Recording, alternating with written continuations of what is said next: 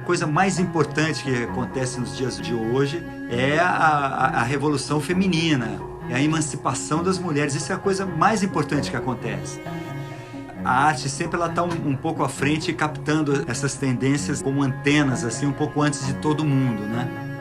É realmente a percepção desse machismo, o esforço e a luta por desconstruir isso e a gente se entender sem todos esses quase que dogmas com os quais a gente foi criado.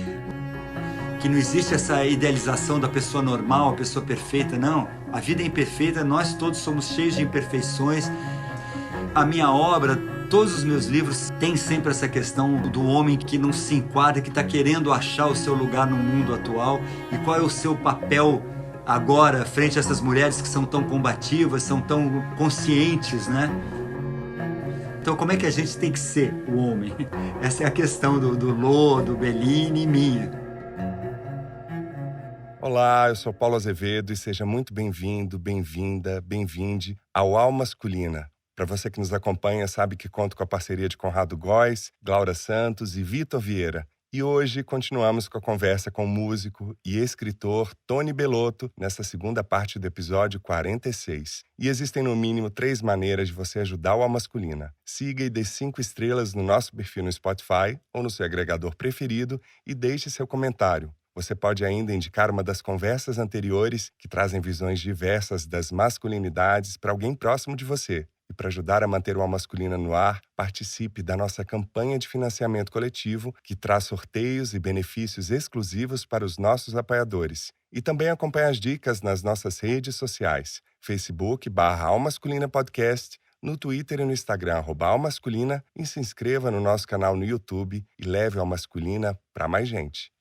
2 anos de Alma Masculina, por Alexandre Valverde, nosso convidado do episódio 16. Olá, eu sou Alexandre Valverde, médico psiquiatra, escritor e jardinista, e gostaria de convidar você para conhecer o canal Alma Masculina, que atualmente comemora seus 2 anos. O Paulo Azevedo, querido amigo, produz esses encontros para discutir questões ligadas ao nosso ser masculino e às suas pluralidades, com um olhar atento, uma escuta sensível e uma abertura que faz com que a gente se abra a falar sobre os diversos modos de ser masculino e, enfim, de ser homem. O canal é mantido por uma campanha constante do Catarse, da qual eu também faço parte, tenho um grande prazer em contribuir e convido também você a fazer o mesmo. Precisamos manter espaços que deem visibilidade às nossas diversidades, às complexidades da nossa existência e aos muitos modos de sermos quem somos, podermos existir e estar no mundo. E é muito importante esse trabalho que ele faz, porque ele traz à tona o pensamento de diversas personalidades, mais conhecidas, menos conhecidas, mais mediatizadas, menos mediatizadas. E eu acredito que essa pluralidade, essa diversidade, esse mosaico, essa miríade de pensamentos, de falas, de lugares, é o que faz do canal Masculina ter a força que ele tem. Então eu convido você para conhecê-lo e um grande abraço. Tony, o Conrado Góes, nosso músico, integrante aqui da Masculina, mandou uma pergunta para você. Oi, Paulo. Olá, ouvintes da Alma Masculina. Oi, Tony. Seja muito bem-vindo. Meu nome é Conrado e venho aqui trazer uma pergunta, um questionamento. Eu também sou músico e venho trocado bastante com colegas compositores, letristas, músicos, artistas em geral, sobre uma questão que é a seguinte: tendo em vista essas décadas todas para cá, esse universo da canção sempre ser pautada sobre a lógica do patriarcado, os amores ditos nas canções que são entre homens e mulheres, e dentro dessa relação de amor, o homem sempre numa esfera de privilégio, e claro, como se trata de patriarcado, vem tudo que o patriarcado produziu também, que são as questões de homofobia, do machismo, do racismo, da transfobia. Então é isso, assim, como isso tem reverberado no teu processo de criação, né, das canções, e como isso tem estendido para a tua vida, como homem, como ser humano, como pai, todas essas questões, tá bom? Um abração, até já. E eu queria emendar, Tony, essa pergunta, se você acha que isso também está acontecendo na literatura, se a literatura e a música estão acompanhando esses novos e plurais papéis das masculinidades, se você acha que sim, se você teria algum exemplo. Ótima pergunta, Conrado. Realmente, essa é uma questão que existe mesmo, e eu e todos os titãs como compositores, desde o início, a gente sempre teve uma preocupação em em realmente não seguir esse figurino, né? E a gente tentar fazer as nossas canções realmente como expressões assim de liberdade, a gente conseguir ir além do que a gente até é e pensa, né? E conseguir formular outras questões, outros pensamentos. Eu acho que a gente conseguiu isso em vários momentos da nossa carreira. E tem um disco que a gente fez recentemente, que chama Nhengatu, que é um disco muito interessante, que a gente quis fazer um disco conceitual, falando de assuntos assim difíceis, assuntos que não são tratados em geral nas canções. Então a gente falou de pedofilia, a gente falou de racismo, misoginia, homofobia. E depois a gente fez uma ópera rock também, né? Essas 12 Flores Amarelas. Uma ópera rock é uma história contada através de canções, né? E a gente fez várias canções até em que a gente narra, né, situações de violência vividas pela mulher e até canta na primeira pessoa na fala da mulher, que também é uma coisa muito arriscada hoje em dia, porque tem uma cobrança muito grande sobre o lugar da fala. E isso eu acho que até incorre num certo equívoco, né? De achar que você só pode falar como autor daquilo que você vive como pessoa. E eu acho que não, o autor pode falar realmente na pele de qualquer pessoa. E se não fosse assim, a gente não teria Shakespeare, né? Não teria Beatles, não teria ninguém. Então tem um momento em que você realmente faz uma canção e você está falando como uma mulher, está se colocando no lugar da mulher e falando. Ou você está escrevendo um livro e tem um momento que você se coloca no lugar de um assassino. Isso não quer dizer que você tenha que ter vivido a experiência do assassino ou ser um assassino para poder falar disso. Mas eu acho que as canções estão se abrindo muito nesse sentido e a gente vê pessoas também, compositores, que já vêm com essa preocupação, né, recentemente, de colocar essas coisas, esses assuntos. Eu sempre vejo com muito otimismo, assim. A arte sempre ela está um pouco à frente, captando essas tendências como antenas, assim, um pouco antes de todo mundo. Então eu vejo que essas questões são, sim, debatidas e nós, particularmente os Titãs, somos muito preocupados em colocar isso mesmo nas canções, que é uma das coisas que move a gente, eu acho. Essa sintonia com o mundo que a gente está vivendo, com o mundo que está acontecendo aí em volta da gente, né? Mesmo quando você lê grandes autores, por exemplo, eu estava relendo, acho que foi Guerra e Paz, do Tolstói. O Tolstói é um autor russo, né, do fim do século XIX, início do século XX. E ele é talvez o maior romancista de todos os tempos. Ele escreveu Ana Karenina, né? Que você pode chamar até de um romance proto-feminista, porque ele coloca a mulher como protagonista, uma mulher casada que resolve viver um romance extraconjugal e tudo que ela sofre em consequência disso. Mas você vê que ele, como um escritor ali do fim do século XIX, ele tem uma certa misoginia introjetada que é muito difícil ele se livrar. Você vendo mesmo autores do século XX, você vê isso. Quer dizer, é um desafio mesmo você conseguir falar dessas coisas e conseguir fazer uma obra que seja isenta dos próprios preconceitos que você traz arraigados por uma questão cultural ou de criação. É um desafio constante. Desde que o Marcelino Freire passou por aqui, ele me fez uma provocação que eu nunca vou esquecer na vida, que serve para muitas outras áreas da vida, para além da literatura, que ele falou: dá uma olhada na sua estante, vê se tem autores trans, autores, né, de povos originários, negros, periféricos. Vê se você compra só da mesma editora. Quem está pautando o seu pensamento? A provocação dele é essa. Eu digo até que, se eu olhar na minha estante, já olhei várias vezes pensando nisso, você vai encontrar pouquíssimos livros escritos por mulheres já, que é algo que eu venho reparando ao longo do tempo. Uma vez eu estava numa feira literária e, de repente, quando me pediram para dar alguns exemplos de livros que eu amava, que eu gostava, eu fui vendo que eu fui falando e só havia autores homens. Até teve uma pessoa que me perguntou: mas não tem mulher aí nesses livros que você gosta? E eu tive que admitir que tinha lido muito menos livros escritos por mulheres do que por homens. Mas não por uma questão de machismo, até porque o que era oferecido já pelo preconceito e pela opressão, até hoje, muito menos livros de mulheres do que de homens. Agora isso já está mudando. Já poderia falar de algumas escritoras que eu gosto. E na música a mesma coisa, quando eu estava falando do rock ali para você. Então, os primeiros discos que me fizeram a cabeça, que eu lembro, no Brasil a gente tem a Rita Lee, né? Mas assim, internacionais, eram Roberto Carlos no Brasil, aí Beatles, Stones, Led Zeppelin, The Who, Jimi Hendrix, homens. Então, a gente tem que procurar, e o Marcelino tem toda a razão. Você vai encontrar na minha estante muitos livros de negros, o James Baldwin, vários escritores, mas assim, autor trans, eu nem sei quem é trans, quem não é, provavelmente não vai ter. Se um autor era homossexual ou não sei também. O James Baldwin, eu sei que além de ser negro, ele era homossexual e foi um homem que sofreu muito com essa perseguição por essa condição dele ali no no meio do século XX. E lutou bravamente, foi um ativista brilhante e um escritor genial. Mas isso aí é verdade, a gente tem que ficar ligado nisso mesmo. Agora, é aquela outra coisa também, a qualidade literária. Você também não vai comprar um livro só porque é de um autor trans, você vai ter a qualidade literária. O Marcelino tem razão, vamos procurar o autor trans para ver se você gosta do livro, assim como você folheia livros de homens que são provavelmente hétero... Cis, branco, né? É o meu caso, né? Às vezes a gente falava assim, pô, esse lugar da fala, os Titãs ali, 3 caras já de 60 anos, você fala assim, do que nós vamos falar? Se a gente só puder falar do que a gente vive, você vai falar de exames de próstata, qual é o nosso assunto?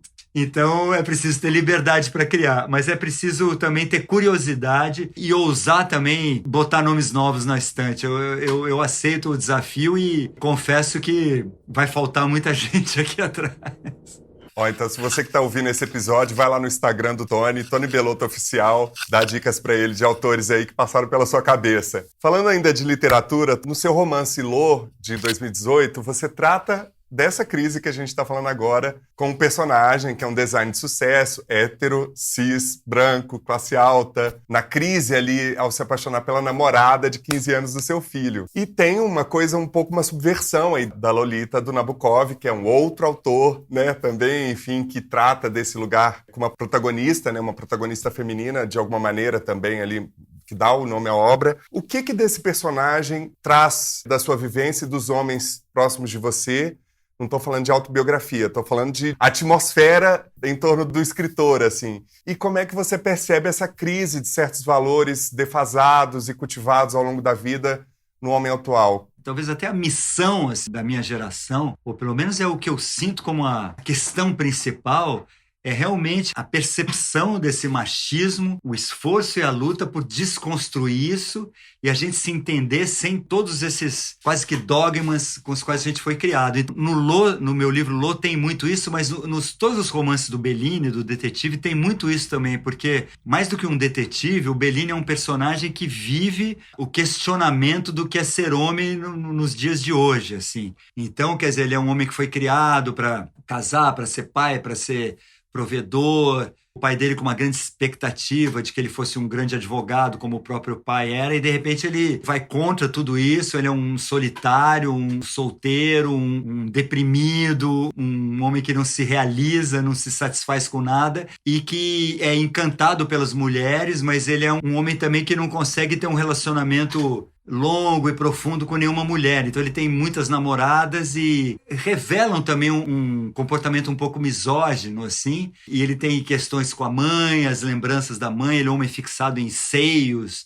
Tem toda uma questão meio freudiana com a questão da amamentação, enfim. Então eu sempre fui fascinado e intrigado por esse tema. Sempre fui, desde novo, nos meus primeiros namoros, eu sempre fui muito influenciado naquela época, quando eu estava aí com uns 17, 18 anos, pelo casamento do John Lennon com a Yoko Ono, que me parecia um casamento muito revolucionário, no sentido que o John Lennon era muito feminista, que a Yoko tinha uma participação no casamento que era muito mais parecida com a do homem, né? Na época que ele ficou casado com ela, que eles tiveram um filho, um pouquinho antes dele morrer, o John Lennon ficou em casa, ele ficava em casa cuidando do filho, fazendo pão, e ela que saía para fazer os negócios e tal. E eu achava bonito isso, a maneira como ele que pegou o nome dela, quando eles se casaram, ele virou John Ono Lennon, né? E não ela virou Yoko Ono Lennon. E ele tinha uma coisa muito de exaltar o amor deles, tinha uma coisa muito revolucionária nesse comportamento assim, antitradicional, anticonservador, antimachista. Eu também lia muito o Fernando Gabeira, que naquela época estava voltando para o Brasil. Ele fez O Que é Esse Companheiro e o Crepúsculo do Macho, que era um livro que falava especificamente sobre essa questão do fim do machismo, da importância do feminismo. Isso me influenciou muito a vida inteira. E agora, quando a gente estava fazendo a ópera, a gente chamou como parceiros o Hugo Pozzolo, que é um diretor de teatro, e o Marcelo Rubens Paiva, um jornalista, escritor. E o Marcelo falava sempre assim, cara, a coisa mais importante que acontece nos dias de hoje é a revolução feminina, é a emancipação das mulheres. Isso é a coisa mais importante que acontece. E ele tem toda a razão, assim. A minha obra, todos os meus livros têm sempre essa questão do homem que não se enquadra, que está querendo achar o seu lugar no mundo atual e qual é o seu papel agora frente a essas mulheres que são tão combativas, são tão conscientes, né? E resistentes ao machismo, né? Então, como é que a gente tem que ser o homem? Essa é a questão do Lô, do Bellini e minha. E do próprio Dom, né, Tony? Porque eu tô pensando aqui, para mim o que mais chamou a atenção, que todo o sofrimento gerado ali, por aquela trama entre o pai e o filho, vem de uma reprodução inconsciente da violência, da dureza, né? E desse mundo machista, né? Do mundo das regras do homem ali. Esses grupos reproduzem muito isso. Os bandidos, tem toda uma moral própria que é muito baseada nisso do respeito à regra do homem. Essa é uma história terrível, porque ela é uma história de homens, mas que revela toda essa fragilidade, como você fala, e esse quase que absurdo e essa violência das regras e das normas machistas, né? E o efeito cascata em todo mundo que está ao redor, né? Na mãe, que se vê tendo que vender o apartamento, na irmã, que chega uma hora que fala até aqui, porque a minha vida toda foi em função disso. É muito forte. A partir deste mês, queremos celebrar com você, nosso ouvinte, o 2º ano do Alma Masculina. Quando começamos, não imaginávamos chegar tão longe, e você faz parte dessa história. Até aqui, foram dezenas de conversas com pessoas de diversas áreas que compartilharam de dentro para fora suas vivências e visões sobre as masculinidades. Todo esse trabalho e dedicação tem uma só razão: chegar até você para que possamos juntos, juntas e juntes, gerar ideias e reflexões para encontros mais viáveis para todo mundo. E para celebrar essa conquista, gostaríamos de contar com a sua participação. Nos envie um vídeo ou áudio por meio das nossas redes sociais ou site, comentando a importância de abordar as masculinidades, citar seu episódio preferido, de que maneira a masculina tem contribuído na sua percepção das masculinidades, enfim, convide os ouvintes a fazer parte desse espaço de resistência afetiva na podosfera. E para que possamos seguir firmes e juntos nessa jornada, nos ajude a manter o projeto por meio da nossa campanha de financiamento coletivo. Acesse www.catarse.me/almasculina e saiba mais. 2 anos de Almasculina, por Cristina Montenegro, nossa convidada da Live 1. Parabéns mais uma vez pelo teu trabalho, cada vez mais precioso, né? Nós que trabalhamos com as masculinidades precisamos de ilhas de ação, atuação e debate eterno sobre as questões de gênero que a gente prefere observar a partir das masculinidades, porque a gente sabe que o prejuízo das masculinidades também existe e talvez seja prioritário o prejuízo às masculinidades, que as sequelas desse prejuízo desabem em cima das demais categorias de gênero. Como a gente sabe também, até pouquíssimo tempo atrás, era a questão menos debatida entre as categorias de gênero, menos falada e que recebia menos atuações. Então, o teu trabalho está mais precioso do que nunca. Se repare que eu já cansei de falar disso, né? Que talvez uma das expressões do envenenamento pelo caldo cultural patriarcalista patrimonialista foi no nazismo, que inclusive mostrava isso na sua estilística, porque ele buscava uma pretensa impecabilidade nos uniformes dos SS. Quer dizer, quanto mais truculento, mais uma exibição de perfeccionismo fake, de impecabilidade fake. É o império do fake. E a gente agora está aqui no Brasil, recebendo visitinhas dos neonazistas. Olha que coisa linda! Neonazistas sendo recebidos com sorrisinhos e beijocas. Quer dizer, a gente está num risco inacreditável. Quanto maior esse risco ganha espaço, maior a necessidade de trabalhos como o teu estarem atuantes. Vamos em frente, meu amigo. Vamos em frente. Nós vamos resistir bravamente. Tamo junto, hein? Parabéns, divirta-se, celebre e vamos em frente com o trabalho, que esse trabalho é primordial. Aspas. Fingir que não estamos magoados é optar por ficarmos aprisionados pela emoção sombria que vivemos, ao passo que reconhecer a emoção e encontrar uma forma de atravessá-la é escolher a liberdade. É sedutor achar que não falar sobre a nossa dor É a maneira mais segura de impedir que ela nos defina, mas essa negação acaba dominando nossa vida. A ideia de que o que nos adoece são nossos segredos é mais do que reconhecer, e não integrar nossas histórias afeta não apenas nossa saúde emocional, mas também nosso bem-estar físico. Não creio que possamos aprender muito sobre nós mesmos, nossos relacionamentos ou o mundo sem reconhecer as emoções e cultivar a curiosidade a respeito delas. Por sorte, não precisamos acertar de primeira para encontrar o caminho. Trazer nossos sentidos à luz já é suficiente. Precisamos apenas ser francos e curiosos. O oposto de reconhecer o que estamos sentindo é rejeitar nossas emoções. O oposto de ter curiosidade a respeito delas é se desligar. Quando rejeitamos nossa história e nos desligamos das emoções difíceis, elas não vão embora. Ao contrário, apoderam-se de nós e passam a nos definir. O que devemos confrontar somos nós mesmos. A parte mais difícil de nossas histórias muitas vezes consiste no que levamos para elas, no que inventamos sobre quem somos e como os outros nos veem. Sim, talvez tenhamos perdido um emprego ou enfiado os pés pelas mãos num projeto, mas o que torna a história tão dolorosa é o que dizemos a nós mesmos sobre o nosso valor. Assumir nossas histórias significa fazer um ajuste de contas com nossos sentimentos e descobrir nossas emoções sombrias, medo, raiva, agressividade, vergonha e culpa. Não é fácil, mas a alternativa, negar nossas histórias e nos desligarmos da emoção, significa optar por permanecer a vida inteira no escuro.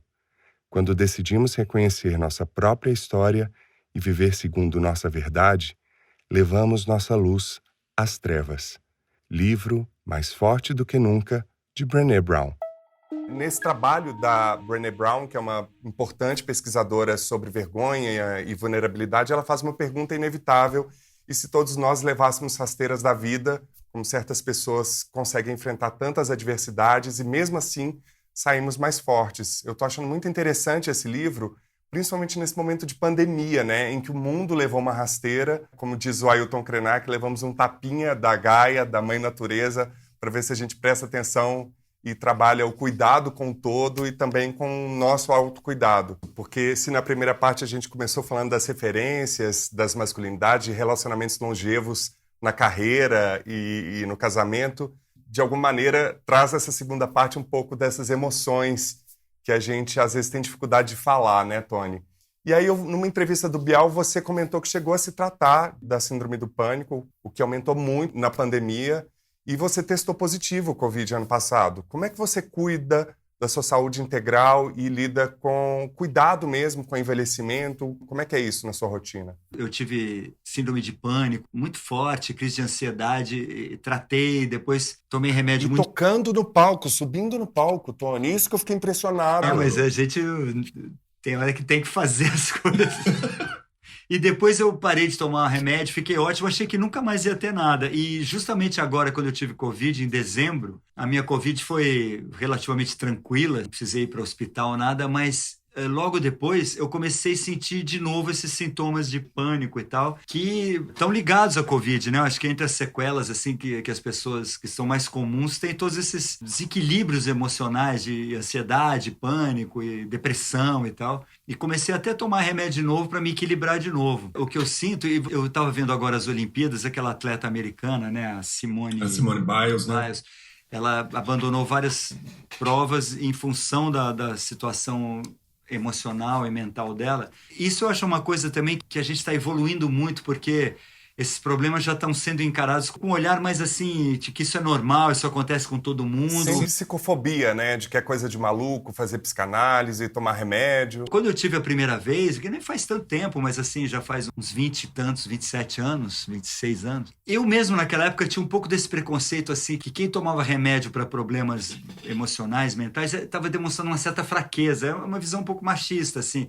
Não, vai tomar remédio, enfrenta isso, né? E tal. É fraco. São ideias absurdas, porque é claro que você tem que se tratar quando você está sofrendo. As pessoas sofrem muito à toa, porque tem medo ou porque tem preconceito contra tratamento. Ou casos graves, as pessoas muitas vezes se matando, porque não tiveram a tranquilidade, a coragem para se tratar. Então é muito importante se tratar. Desde que eu tive, claro, eu comecei a assumir atividades assim mais saudáveis, né, em relação a fazer exercícios, me alimentar bem. De uns anos para cá eu comecei a meditar também, que eu tenho achado muito legal, assim, tem me ajudado muito a passar por esse período da pandemia também, que fica todo mundo meio pirado, assim. Esse texto dessa autora fala sobre isso também, né, esse equilíbrio entre a pessoa da rua, a pessoa de casa e a pessoa do quarto. É muito importante você realmente se entender, aceitar todas as suas emoções, inclusive as negativas, e tratar tudo isso dentro de um âmbito de que tudo faz parte, né? De estar vivo, que não existe essa idealização da pessoa normal, a pessoa perfeita, não. A vida é imperfeita, nós todos somos cheios de imperfeições, de falhas, de fragilidades, temos que aceitá-las e aprender a lidar com elas. Você faz psicanálise? Faço psicanálise. Há quanto tempo, Tony? Olha, eu fiz há muito tempo uma psicanálise junguiana, fiz por um tempo, daí parei. E agora eu tenho feito uma psicanálise mais freudiana, assim, já há uns 3 anos que eu tenho feito. E a psicanálise também eu acho uma coisa muito interessante, não que todo mundo tenha que fazer. Quem acha que deve fazer mesmo, porque ajuda muito também nessa compreensão de como você se coloca num mundo tão complexo. É um espaço tão privado, né? Eu acho que para além do quarto, o Reich esqueceu de falar o divã, que é o mais íntimo ainda, né? E foi muito curioso que nessa entrevista sua com Biel, junto com você estava o Augusto Cury, que citou 3 fatores que influenciam no fato do Brasil ser campeão. 3 vezes mais pessoas aqui sofrem com ansiedade que a média mundial.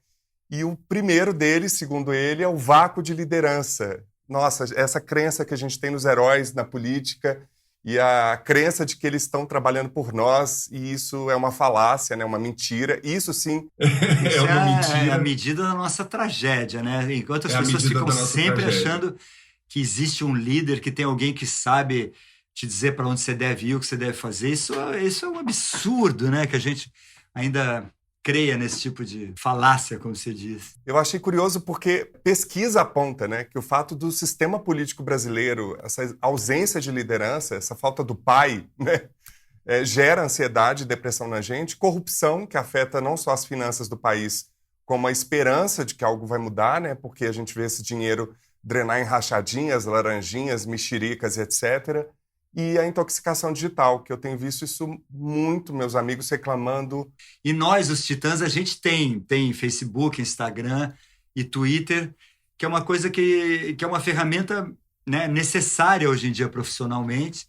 Então, claro, eu participo ali, mas uma medida racional ligada à minha profissão, porque eu vejo realmente que as pessoas estão pirando, né? O próprio conceito de privacidade foi para o saco. As próprias pessoas são paparazzos de si mesmo. Para mim, como escritora e criador também, e compositora, a solidão, a privacidade, o momento solitário é fundamental, senão a criação não acontece, né? Essa euforia o tempo todo, e é uma coisa meio narcisista, maluca. A gente tem que tomar cuidado. Eu acho muito positiva a coisa da internet, das redes, eu acho importante tudo isso.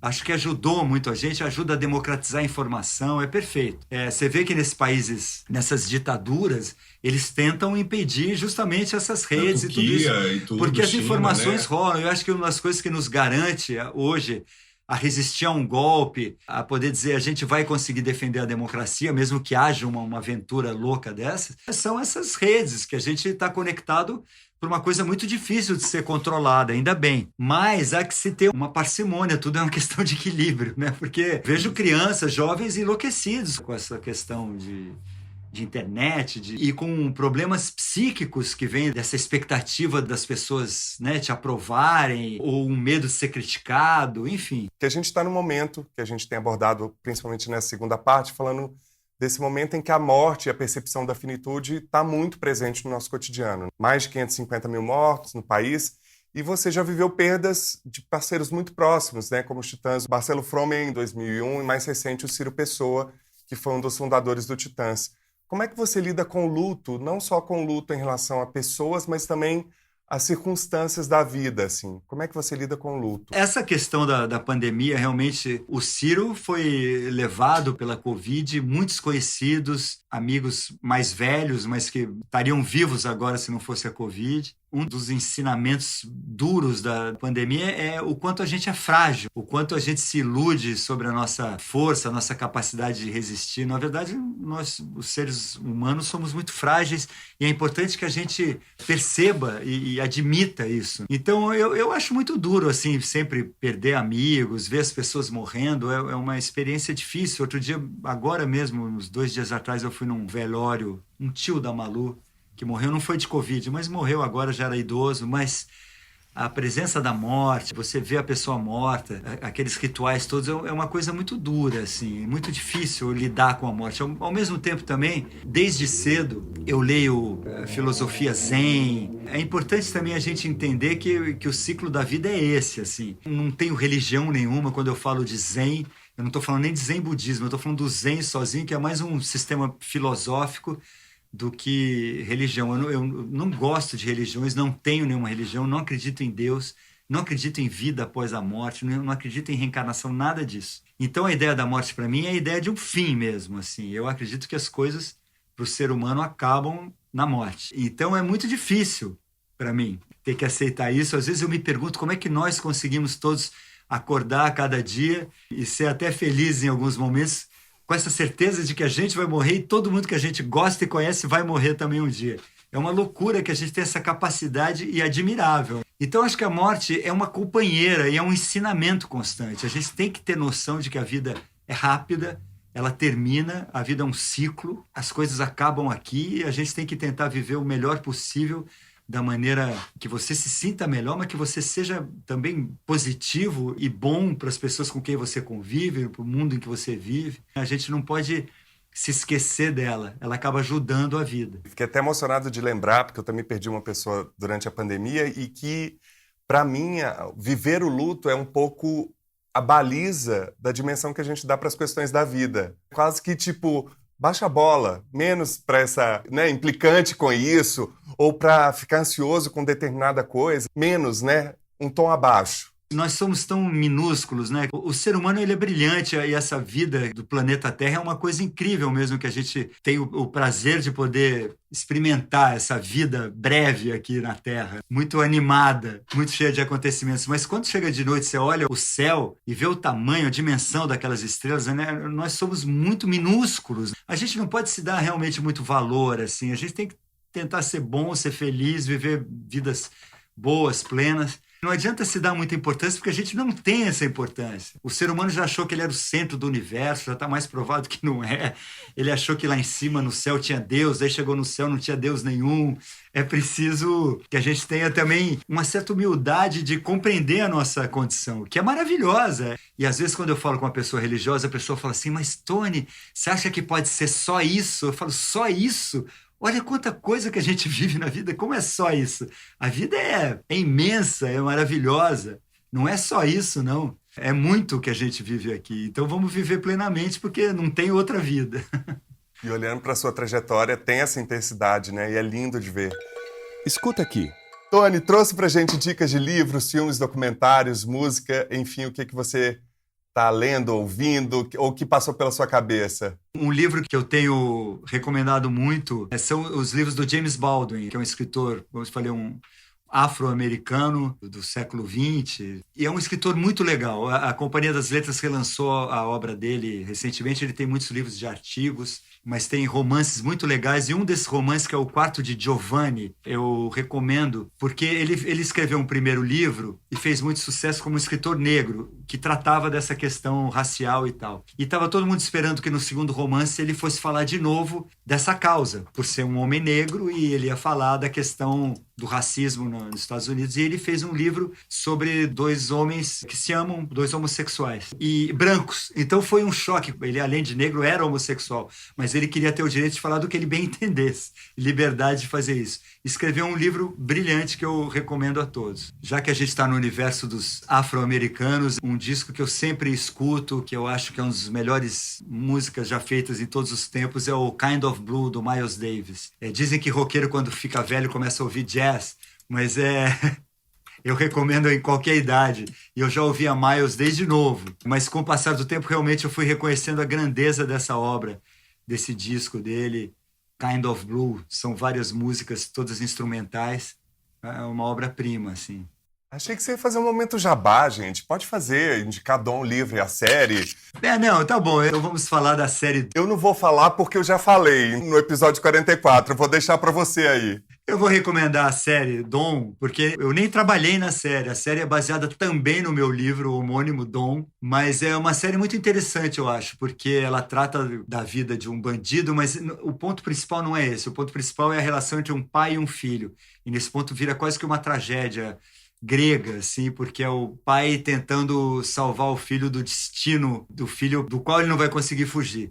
O Breno Silveira, que dirigiu a série, fez com muito talento, assim, muita sensibilidade a história de um pai e de um filho. Apesar de, na história de um pai e do filho, não haver uma mulher, é uma história que fala muito também sobre essa questão do feminismo e da luta do homem atual para vencer o machismo. Realmente esse é um tema que me interessa. Quando eu escrevi o livro, estava pensando o tempo todo nessa situação. Recomendo a série Dom, Amazon. Eu trouxe 4 dicas rápidas aqui e 3 delas o Tony vai me ajudar. Por que eu trouxe essas 4 dicas? Porque pensando na pauta e nessa conversa nossa, Tony, eu fiquei pensando o quanto que alguns ícones que certamente passariam ao longo da nossa conversa marcaram muito e quebraram paradigmas sobre uma masculinidade hegemônica, trouxeram novos lugares. E aí eu fui pensar em alguns documentários que eu já tinha visto e que me remetiam a essas figuras, que também têm uma relação com a literatura. O primeiro é o documentário Titãs, A Vida Até Parece Uma Festa, de 2008, do Oscar Rodrigues Alves e do Branco Melo. Tony, o que trata esse documentário? Esse documentário é genial, porque ele realmente mostra a nossa carreira desde o começo, mas é uma visão de dentro, porque o Branco Melo sempre foi um visionário nesse sentido. Desde o começo da carreira, naquela época, as câmeras de vídeo eram enormes, e ele levava aquele trambolho e ia filmando tudo que a gente estava fazendo, camarins, bastidores de programas de televisão. Daí ele ficou com um material muito rico. E aí, junto com o Oscar, que é um diretor brilhante, um documentarista, sensacional, eu acho que é um documentário do que é uma banda de rock, assim, muito por dentro. Então, acho que é muito interessante para qualquer um que faça música ou faça qualquer tipo de arte ou que se interesse por isso, ter uma revelação ali, é muito legal. E é muito interessante porque dessas 200 horas de material, o que a gente vê são os bastidores mesmo, né? Eu fiquei muito impressionado com a primeira apresentação de vocês, praticamente, o momento que é Azul ali, com o Simonal. E você vê ali um pouco do Brasil nesses 40 anos, né? Figuras icônicas, né? O Chacrinha. Tem um programa da Marília Gabriela que a gente vai fazer que o Jânio Quadros é um dos convidados. Daí ele falava assim... A Hebe, né? Que ela estranha o cabelo do Arnaldo, né? A Hebe, eu falei, o que é isso?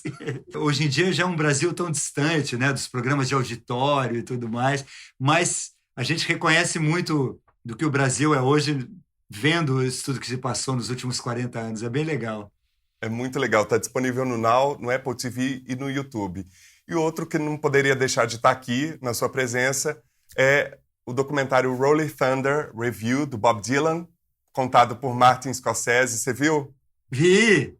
É sensacional, né? Conta como que eles fizeram uma jornada ali em 1975 com diversos artistas, misturando teatro, música, tudo de uma forma muito autêntica e genuína, né? Você sabe que tem muita mentira ali, né? Porque o Bob Dylan, ele sempre foi famoso por ser um grande inventor, tanto é que esse nome ele inventou, inclusive, ele chama Robert Zimmerman, né? Ele já se deu um nome artístico desde o começo, Bob Dylan, que ele juntava o Bob do Robert dele com o Dylan Thomas, que é um poeta, acho que irlandês, né, que ele cita já numa homenagem no nome dele, artístico. Quando ele começou a fazer sucesso, ele falava que ele era filho de uma índia Cherokee, com não sei quem. Ele sempre inventou muitas histórias. Eu estou te falando isso porque não quero dar spoiler, mas tem uma atriz que aparece nesse documentário falando que ela era uma tiete, que ele deu em cima dela, e parece que aquilo foi uma invenção. Ela não é aquela...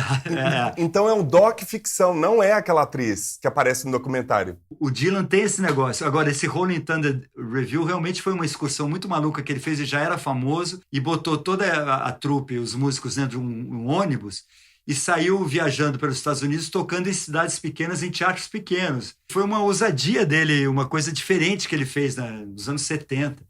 Inclusive o Sam Shepard, participava do Rolling Thunder Review, que o Sam Shepard é um escritor, além de ator, é um dos escritores que eu mais admiro, um dramaturgo americano. Um dramaturgo incrível. Sensacional. Então tem muita coisa ali que é mentira e tem muita coisa que é verdade também, inclusive porque está documentado. Então é uma loucura. Maravilhoso. Um super documentário que está disponível na Netflix.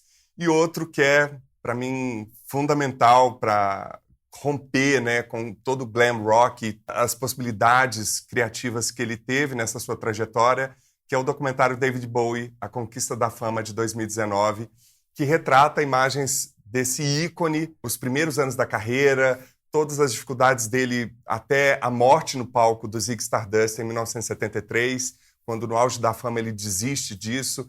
Enfim, é muito interessante porque a gente tem uma cultura, principalmente hoje em dia, muito pautada no resultado, na fama, no produto, e você conhecer um pouco o que impulsionou esse cara, o que moveu esse cara, e também toda a radicalidade para romper com determinados paradigmas, né? As roupas que ele usava, a maquiagem, os personagens que ele criava. É um outro inventor também, ele inventou esse nome também. Bowie, ele dizia que era o nome de uma marca de um canivete. E ele também teve vários personagens ao longo da vida. Foi um grande ator também, é um cara incrível. Você sabe que a gente abriu um show dele, os Titãs, na década de 80. Não sabia! Foi muito legal. A gente abriu aqui no Rio, acho que na Praça da Apoteose, em São Paulo, ali no Ibirapuera. Foi muito legal. Esse documentário é incrível, tá lá no Globoplay. E por último, eu achei uma sincronicidade muito boa quando você fala da questão do início da pandemia da AIDS nos anos 80. Tem uma minissérie que chama It's a Sin, desse ano, na HBO Max, que retrata com drama, humor, crítica social, uma trilha sonora sublime.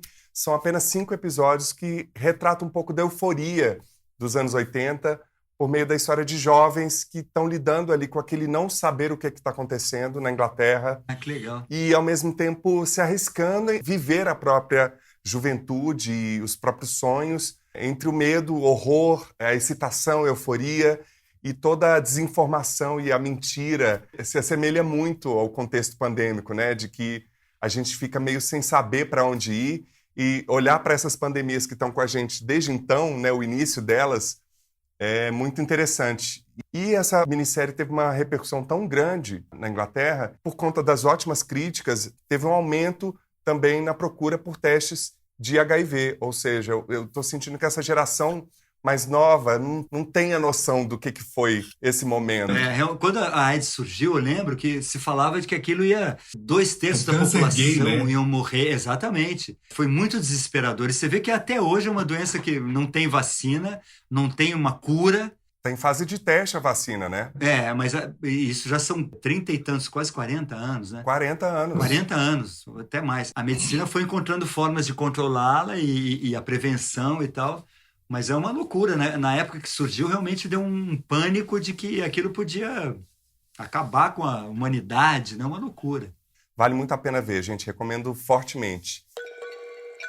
Tony, não vou te perguntar como é que eu faço para te achar nas redes. Como é que eu faço para te achar? Você tem o meu WhatsApp. Gente, tem lá o Instagram, Tony Bellotto Oficial. Vai lá mandar um direct para ele. É o Titãs Oficial. Titãs Oficial. Eu frequento ali, é onde eu me manifesto ali nas redes. Ali dá para me achar. E espero que me achem agora. Já estão começando a surgir. Eu acho que nesse segundo semestre a gente começa a refazer alguns shows com medidas de cuidados, de protocolos, em alguns teatros sem a lotação completa e tal. E espero o ano que vem a gente estar fazendo show novamente, que não estou aguentando mais esse isolamento. A gente também não. A gente vai de máscara, álcool gel, não tem problema. A gente vai. Com a vacina, estamos todos mais otimistas, né? Já tomei as 2 doses, eu acho que agora a coisa está andando, apesar do desgoverno, de tudo isso. Eu acho que, graças à ciência, chegaremos lá. Quem você gostaria de indicar para ter essa conversa aqui e por quê? Eu indicaria, sabe quem? Não sei se você já entrevistou ele, o Marcelo Rubens Paiva. O Marcelo é um cara muito legal, um cara que está muito por dentro dessa questão da masculinidade. Quer dizer, ele é um cara que já escreveu uma peça chamada E aí, Comeu, que é uma desses dizeres machistas mais radicais, né? O cara sai com a menina e no dia seguinte os caras... E aí, comeu, né? Então ele tem uma visão muito crítica sobre essa questão e ele é muito atento, muito ativo. E ele tem toda uma história de vida muito incrível, né? Quer dizer, ele perdeu o pai que foi desaparecido na ditadura, numa coisas mais cruéis assim que você pode imaginar. Ele, menino, perde o pai. Depois tem toda a experiência dele com um acidente que deixou ele numa cadeira de rodas. O livro que ele escreveu sobre isso, que foi um best-seller, um dos livros mais sensacionais da literatura brasileira contemporânea, e ele ia adorar, eu acho. Vou te indicar para ele e indicar ele para você. Maravilha. O esquema é apadrinhamento. Você já adiantou o esquema. Você já entendeu como é que é. É a rede do afeto, gente. Quem não entendeu que o esquema é colaboração nessa nova era, tá fora da rede. Eu quero te agradecer muito, agradecer ao Theo, agradecer a Mayara, que me ajudou. Sempre tem que ter uma mulher realmente para fazer a coisa sempre acontecer. Ela para nos né? dar o suporte, né? Quando eu fui tentar fazer sozinho, não consegui, não entrei. Falei, Mayara, me ajuda. Em uma semana, tá tudo funcionando aqui. Tudo resolvido. Querido, eu que te agradeço a paciência. Nossa, é muito bom ver que alguém tem isso que às vezes a gente ouve no mundo moderno, né? Walk to talk, né? Aquela pessoa que anda de acordo com os próprios valores, né? Que você vê que essa lacuna é muito pequena. E você, por tudo que o Theo já tinha me falado de você e vendo as suas entrevistas e acompanhando você desde pequeno, é muito legal ver que quero ser o Tony quando crescer. É uma boa referência. 2 anos de Alma Masculina, por André Lage, nosso convidado do episódio 11. Olá, tudo bem? Meu nome é André Lage, eu sou criador de conteúdo. Eu tive a honra de participar aqui do Alma Masculina no começo de 2020, no episódio do Soltos S.A., onde ao lado da Carol Tchoukian a gente discute sobre como que a masculinidade afeta as relações contemporâneas. E não é pouca coisa, né? A gente sabe que aí, nesse contatinho, existe essa pressão para o homem ser o pegador, que resultou até no boy lixo, mas quem é esse cara por trás dessa máscara de fodão? A gente precisa discutir isso para poder entender como é que a gente vai ter relações contemporâneas mais saudáveis e felizes para todo mundo. Eu sou muito fã desse projeto, eu acho que é muito necessário a gente trazer novas perspectivas sobre a masculinidade para a gente poder ser mais feliz, né? Todo mundo. Eu amo de paixão o episódio da Rita Van Hunt, onde ela fala sobre veganismo, sobre homofobia, sobre representação de gênero. Realmente abriu muito a minha cabeça, como todos os episódios, né? Então, se joga lá, vejam todos os episódios, ouçam todos os episódios, né? E curtam o Alma Masculina, porque a gente precisa realmente trazer uma masculinidade mais inclusiva, mais plural e mais gostosa para todo mundo viver. Beijo!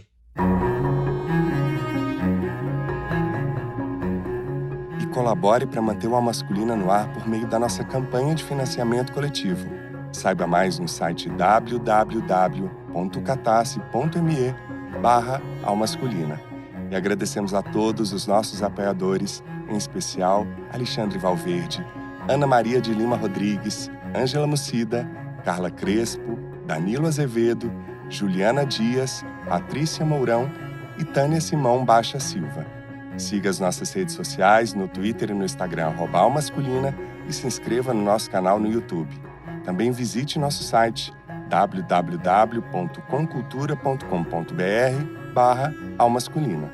Gostaria de agradecer aos nossos convidados, Tony Belotto e Altaíde Souza. E também agradecer Theo Magalhães, Conrado Góes, Soraya Azevedo e a todas as pessoas que acompanharam a gravação ao vivo deste episódio pelo nosso canal no YouTube. Acompanhe as próximas. O Alma Masculina é feito graças a Conrado Góes, na trilha sonora original e mixagem, @Conza01, Glaura Santos em Identidade Visual e Arte, @Glaura Santos, Vitor Vieira nas fotos, @Vitor Vieira Fotografia, e eu, Paulo Azevedo, na idealização, roteiro, edição e apresentação, @Paulo Azevedo Oficial. Esse podcast é realizado pela Concultura. E você que nos deu o prazer da sua companhia até aqui, muitíssimo obrigado e até o próximo encontro.